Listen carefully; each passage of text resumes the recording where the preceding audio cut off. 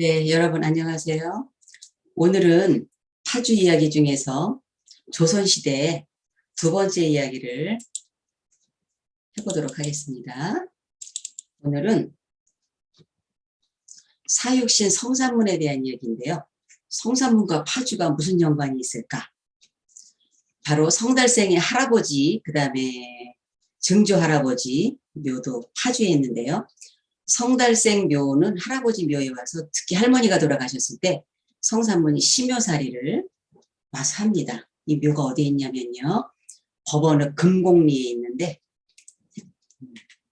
이렇게 성달생에 대한 한번 일생을 알아보도록 하겠습니다. 성달생은 개성유휴, 이제 조선이 세워지고 나서 이제 개성을 지키는 묘술이죠. 그 성소경의 아들이면서 조선 초대 한양 부사, 오늘날로 말하면 서울시장, 초대 서울시장이 성성민인데 그분의 친동생입니다. 그리고 성산문의 조부이고요. 이 형제들이 모두 글씨를 잘 썼다고 내려옵니다. 태종 2년에 조선시대 처음으로 실시된 문과에서 장원으로 합격을 했고요. 8년 후에 다시 한번 응시를 하는데 거기서도 2등을 했다고 합니다. 그리고 이제 흥덕진 병마사라든가 이런 걸로 해서 외구를 격퇴시켰고 전라도 관찰사겸 병마도절제사 뭐 이런 것을 많이 나갔고요. 그리고 중국의 사은사 진흥사로 명나라를 2번이나 다녀오게 됐는데요. 이런 인연 때문인지 모르지만 그 딸을 명나라에 시집을 보내거든요. 물론 이것은 공여 개념도 이게 조금 있습니다. 그래서 나중에 성달생이 죽었을 때 그 묘에 이제 조문을 나중에 명나라에서 왔다고 하죠. 그리고 바로 1444년 68세로 돌아가셨는데 충청도 초수리에 이제 그 세종이 안질이 참 안 좋았대요. 이렇게 그래서 여러 가지로 온천이 좋으니까 거기를 수행해서 나갔다가 거기서 갑자기 서거를 해서 세종이 이렇게 장사 지내는데 특별히 신경을 많이 썼다고 하고요. 시호를 양해공이라고 내렸습니다. 그러면서 나중에 그 손자 성산문 때문에 이렇게 벌어졌던 일일 때 기축옥사라고 하는데 그때 묘와 성물이 파헤쳐지는 참변을 당하기도 합니다. 성달생 묘를 보면 여기가 이렇게 비석이 써 있는데요. 유명 조선국 숭록대부 판중추원사 양해공 성달생 지묘 이렇게 있는데 다른 묘와 달리 요즘 사제문이라는 것을 이렇게 세워 놓았거든요. 이 사제문이 무슨 내용인가 하면요. 세종이 내린 것입니다. 특별히 이제 이렇게 세종이 내려준 건데요. 여기 내용을 간단하게 보면 경은 풍자가 크고 건장하며 당시 효골로 빼어났으니 세상에 드문 기질이로다. 2번이나 장원 등 국가의 급제하 벼슬길에 출세하였도다. 성왕을 공경히 섬기어 특별한 은총을 입었으며 내가 즉위한 뒤에 군해가 더욱 깊었도다. 나가면 장수여 들어오면 재상임에 가면 생각하고 오면 흠모하였도다. 나라의 원로로 일컬어 영구히 국조로 보호하려 하였더니 어찌 장성이 무너지고 나무가 부러졌는가. 기력은 오히려 작년보다 나았고 나이는 그리 늙지 않았는데 더구나 호종 중에 있었는데 갑자기 놀란 부음을 받아 슬픔 하소연을 금하기 어렵도다. 철조의 법을 행하였고 시호를 내렸으며 부의를 보냈도다. 이제 예관을 보내 변변치 못한 전무를 베풀게 하노니 홀령이 어둡지 아니하거든 와서 흠양하라. 6월 18일 날 서거를 했는데요. 9월 11일 그 관무봉 아래에 장사를 지낸 것을 보면 3개월 정도를 이 묘자리를 이렇게 만드는데 날들을 보냈다고 보면 되겠습니다. 그러면 그 손자 성산문과 한번 비교해보고 연관성을 찾아보겠습니다. 세종 26년 충청도 초수리 온천에 나갔던 길에 성달생이 갑자기 죽음을 맞이했는데 그때 68세, 손자 산문은 26세였습니다. 그렇다면 성산문은 지편전 학자로서 아주 굉장히 세종의 사랑을 받으면서 날리던 시절이었다고 보시면 되겠어요. 그러니까 이제 묘관리가 잘 되었을 것이고요. 그 후로 세종은 6년을 더 왕위에 있다가 돌아가셨죠. 그러다가 이제 단종 때 손자 성산문과 아들 성승이 그런 단종복에 연루되자 이렇게 성물이 이제 깨어지지는 않았는데 땅에 묻혀진 상태로 그렇게 있다가 235년 숙종 때에 단정복이 이렇게 이제 신원이 복원되면서 다시 이제 땅에 나와서 성물이 세워지게 됩니다. 그런데 묘의 북쪽 건너로 베는 곳에 있는 집터를 지금도 성부터라 부르는데 성신혜가 살았던 집터라고 해서 사람들이 그렇게 불러왔다는 것입니다. 그런데 이제 그때 바로 풍비박산이 났을 것이고 그 집터일 것이라고 말하는 그 지역에 사는 분 얘기를 한번 만나서 들어본 적이 있어요. 바로 여기 파평산 아래에 이렇게 골짜기 이제 성부 들어가는 곳에 거기에 살고 있는 분이 바로 장유라고 하는 분인데요. 이분 얘기 들어보면 우리 집 자리가 옛날 벼슬이 높았던 누군가가 살았던 건 확실해요. 건물을 지으려고 땅을 파헤치면 돌칼이나 자기, 사기 그릇 따위가 일반인 집에서는 볼 수 없는 물건들과 깨진 것들이 많이 나왔거든. 급하게 무슨 변을 당했던 것으로 짐작해 볼 수 있는 거죠. 그리고 금공리에 사는 분들 모두가 이곳이 성삼문 할아버지 묘라는 말은 들었는데 어떤 분인지 무엇을 하는 분이었는지 알 수 없어 아쉬웠다고 하는데 요즘 이렇게 해서 알려져서 많이들 아시더라고요.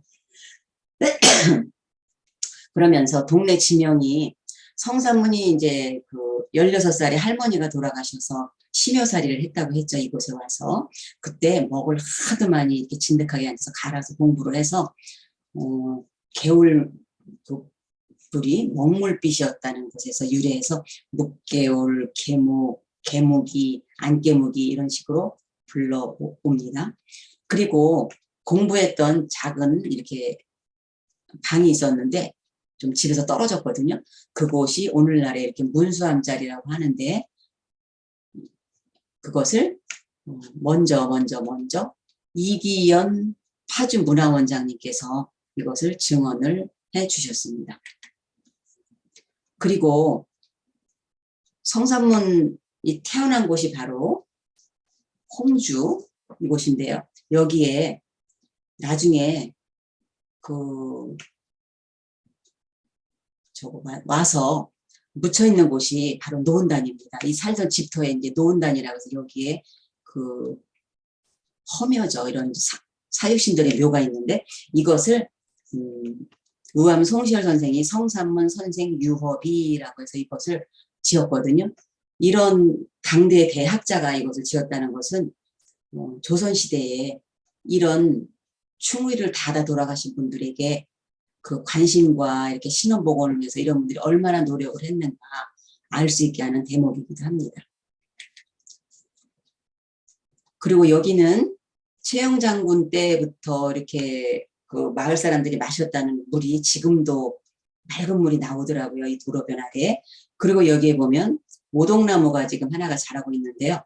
이것이 바로 성달생 할아버지가 아니 성삼문 할아버지가 성달생이죠. 손주가 생원시 합격을 하니까 여기다 이제 북을 매달고 마을 사람들을 불러서 하루 종일 잔치를 했다는 그 나무인데 물론 그때 나무는 아니에요. 그런데 이상하게 나무가 이렇게 그 나고 해서 저것은 손자의 손자나무 걸 정도 된다는 나무가 지금도 자라고 있더라고요. 그리고 여기 노은단과 여기 제사를 지낸 충문사 사이에는 대나무가 뒤에 그냥 자생을 하는데 그리고 제가 2, 3월 좀 추울 때 여기를 갔다 왔는데요. 매화나무 꽃도 이렇게 맺혀 있고 이런 걸 보니까 그 성산문의 호가 충문공이잖아요. 그래서 이렇게 저기 호가 또 매주컨이죠. 그래서 매화와 그 대나무의 품성을 닮은 저 곳의 기질을 닮아서 그렇게 살다 돌아가시지 않았을까 하는 생각을 해보게 하는 곳입니다. 그리고 세월이 흘러서 어느 날 호조의 서리 어물용이 우연히 인왕산을 거닐다가 옹기 하나를 발견했다고 합니다. 근데 그 옹기를 이렇게 보니까 그 속에는 밤나무 신주 3개가 들어있었는데 하나는 승지 성삼문 것이고 하나는 2개는 외손 박호 부부의 것이었는데 신주 앞면에는 성삼문 무술생이라 씌어져 있었고 신주암 가운데에도 또 그게 쓰여져 있었다는 거예요. 그래서 이 얘기를 장안에 이제 이렇게 하니까 소문이 나니까 그 장안에 한다는 분들이 와서 이렇게 성삼문 신주를 찾아와 절을 하곤 하였다는 거죠. 그럼 이것을 어디로 보내야 할까? 여기서 이제 신반 실당이라는 말이 나오는데요. 홀령은 신주에 의지하여 자기가 갈 곳으로 간다. 이제 이런 말이거든요. 이것이 이제 제사 지내는 그 용어에 나오는 말인데, 그래서 신주를 싣고 갈 요여를 만들어서 홍성 탄생지 근처로 가져가서 바로 아까 그 놓은다. 여기다 이제 모시는 거죠. 그래서 처음에는 노분서원이라고 했다가 노운서원, 노운단 이렇게 하다가 나중에 이제 이분이 봉사선을 세워서 제사를 지내게 합니다. 성산문을. 그래서 그 옮겨간 곳이 바로 세종 달전리인데요. 그래서 거기서 이제 제사를 지내게 되는 거죠. 이때 이 신주를 실어 갔던 요여가 지금 충남박물관에 있습니다. 그리고 고종과 또 이승만 대통령, 박정희 대통령 이렇게 내려오면서 성산문은 이런 어떤 인정을 받으면서 이렇게 나중에는 또 박정희 대통령이 문절사라는 글씨도 써서 이렇게 비석을 세우게 됩니다. 그리고 성산문이 살던 곳은요, 서울 화동 23번지인데 거기가 바로 장원서가 있었던 곳입니다. 그래서 이 몸이 죽어가서 무엇이 될꼬 하니 복내산 제일봉에 낙낙장송되었다가 백설이 만공곤할제 독야 청청하리라. 이것이 바로 세조가 회의를 하려고 했던 말에 대한 답으로다가 쓴 시죠. 정말 이렇게 독야 청청하게 살다 죽었는데, 자, 이 살던 집터가 바로 이분은 그 세종의 경연에도 참여할 정도로 이 학식과 이런 것이 높았다고 하죠. 그래서 그런지 여기 뒤에도 보면 중등교육의 발상지, 우리나라 인재들이 많이 모였던 경기 고등학교 자리가 이 근처에 있었고 바로 여기가 살았던 집터라고 하죠. 그리고 정독 도서관에는 올라가면 겸재가 인왕제색도를 그렸던 그 자리 이제 기념비도 있는데, 아무튼 여기는 기운이 굉장히 좀 강하고 굳건하고 이렇게 좋은 자리라고 하죠. 성산문이 이렇게 화를 당하니까 이런 재산들이 뭐 당진, 양주, 뭐 예산에 있는 방 모든 것들이 이제 넘어가고요. 그다음에 성산문의 아내 김차사는 또 딸 효과 함께 운성부엉 박종우에게 이제 노비로 가는 거죠. 그래서 여기서 이제 나중에 외손이 태어나는 거죠. 성산문의 어머니 주산박 씨는 이렇게 이용상에게 갔고요. 성승의 소실은 신숙주에게 갑니다. 그 숙주나물 뭐 이런 식으로 얘기하면서 그러는데, 이렇게 신숙주에게 보냈으니 그 얼마나 이 참기 어려운 시절을 이 여인들이 당했는지 아시겠죠? 그리고 성산문의 아우 성삼고의 부인과 1년생 딸이 이것을 밀고해서 일러 바친 김지례장인 정창손에게 노비로 줍니다. 세조가 아주 이렇게 아주 안가품 같은 처사를 이렇게 한 거죠.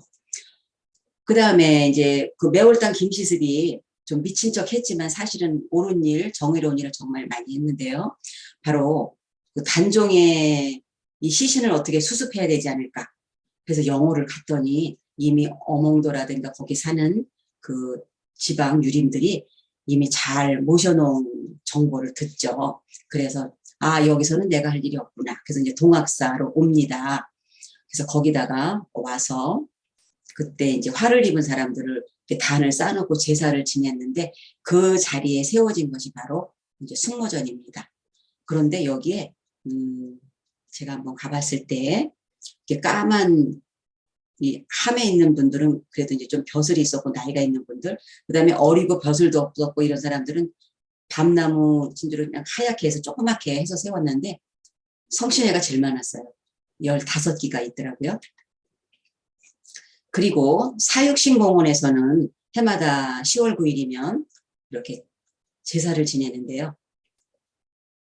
이 묘가 뒤에 이제 곡장도 없고 딱 애기묘 같기도 하고 올챙이 같은 그런 느낌을 저는 받았습니다. 그런데 여기서 제사를 지내고 나면 물론 이제 박백년이라든가 하위지 이런 분들도 많이들 집안에서 오십니다. 우리 창녕성신에서도 그 성산문 그 선조묘 앞에서 이렇게 회의도 하고 이야기들을 하는 것을 한번 참여했다가 사진으로 제가 찍었습니다. 그리고 단종이 바로 유배를 가서 살다 죽은 곳이 바로 이 청령포죠.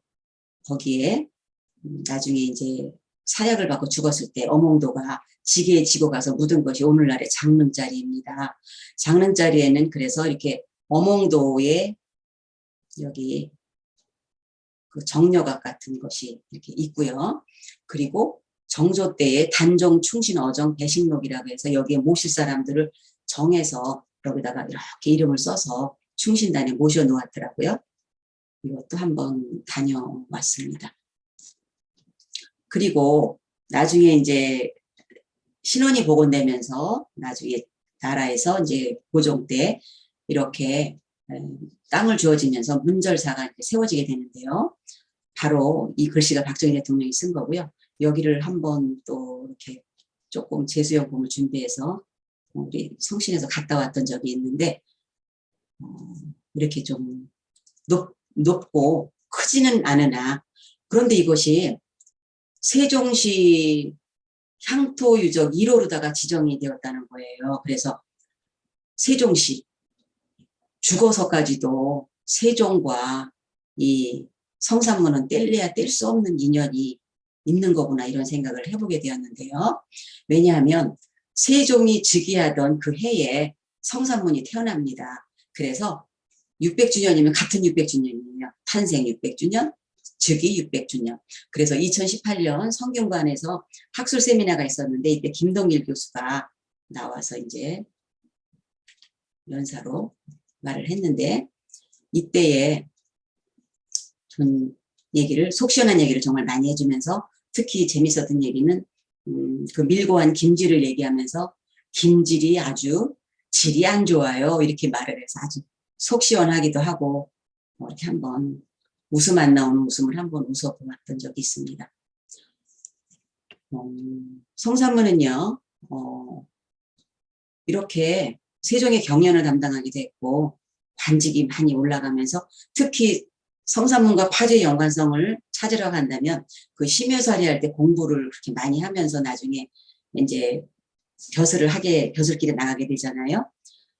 벼슬길에 나가서 집현전에 가서 제일 했던 큰일이 바로 세종이 그 훈민정음 창제를 하려고 하죠. 이때에 조용히 뒤에서 행동대장을 했던 사람이 바로 주도적인 역할을 한 게 성산문입니다. 그래서 세종의 명에 따라 예기 대문 언도도 편했고 그리고 28살부터는 요동을 13차례나 광리하면서 그곳에 유배와 있던 명나라 학자 황찬을 만나서 의문학이라는 것을 배워와 한글 창제의 공이 컸다고 하죠. 그래서 이게 1446년 한글을 반포를 하는데요. 물론 이것이 세종이 창제를 한 것은 아니죠. 우리나라 그 고조선 시대에 내려왔던 그 문자를 이렇게 재창조한 것이다 하고 세종도 말을 했죠. 자, 집현전은 37년밖에 존속을 하지 않았어요. 그 세종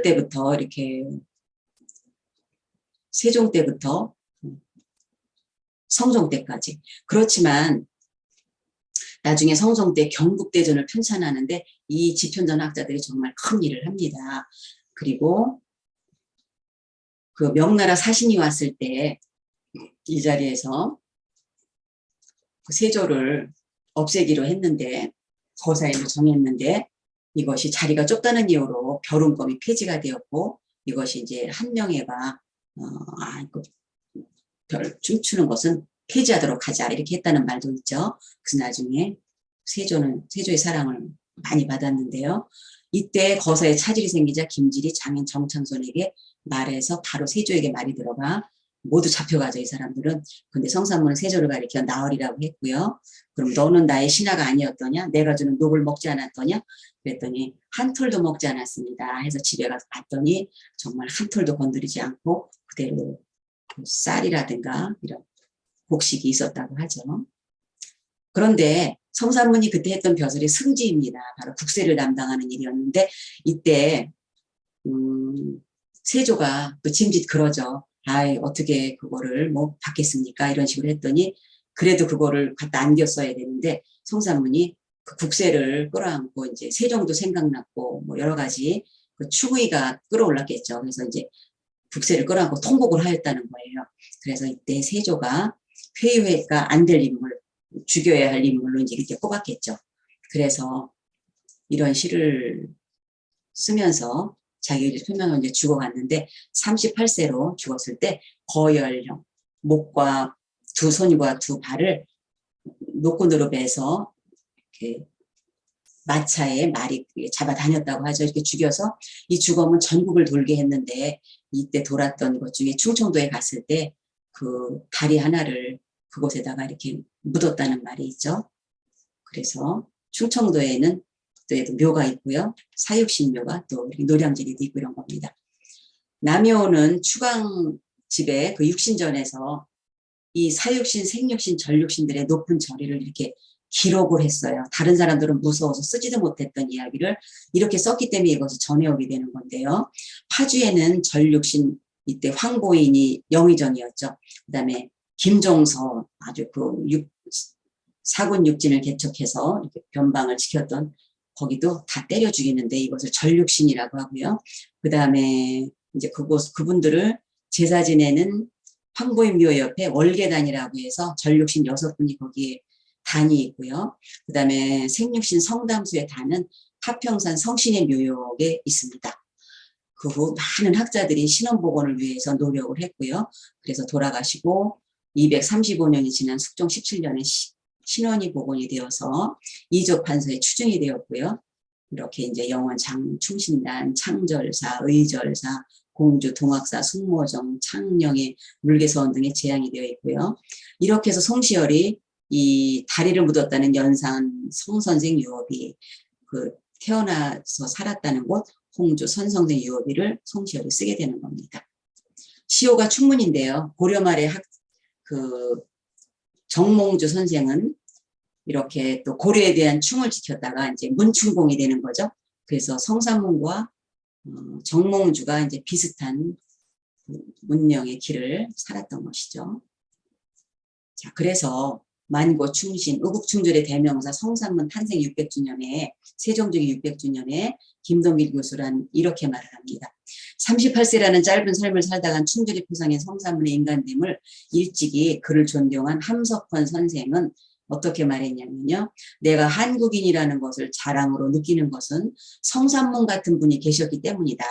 우리는 서양의 셰익스피어나 햄릿은 못 읽어도 성삼문에 관한 이야기는 읽어야 한다고 하면서 그 뜻을 다시 한번 되새겨 주셨습니다. 성삼문이 죽어갈 때 이 절명시를 썼는데요. 이 시는 학생들 시험에 잘 나옵니다. 자, 둥둥 북소리 네 명을 재촉하느나 머리 돌려 해를 보니 지려하는데 항천길에는 주막책 하나 없다는데 오늘 밤은 네 집에서 누가 갈까? 네, 담담하게 받아들이죠. 자, 이렇게 해서 파주와 관계된 성삼문에 대한 이야기를 할아버지 성달생 묘 그리고 그 살았던 집터 동네 성부터 그리고 계목이라든가 안계목이 그 동네 먹개울이라든 이런 지명에서 한번 찾아보았습니다. 사육신의 길이라든가 이런 것들이 정말 우리를 있게 한 정신이기도 했는데 이것이 파주와 이렇게 연관이 있다는 것을 이번 시간에 말씀드렸습니다. 자, 다음에 다시 만나도록 하시겠습니다.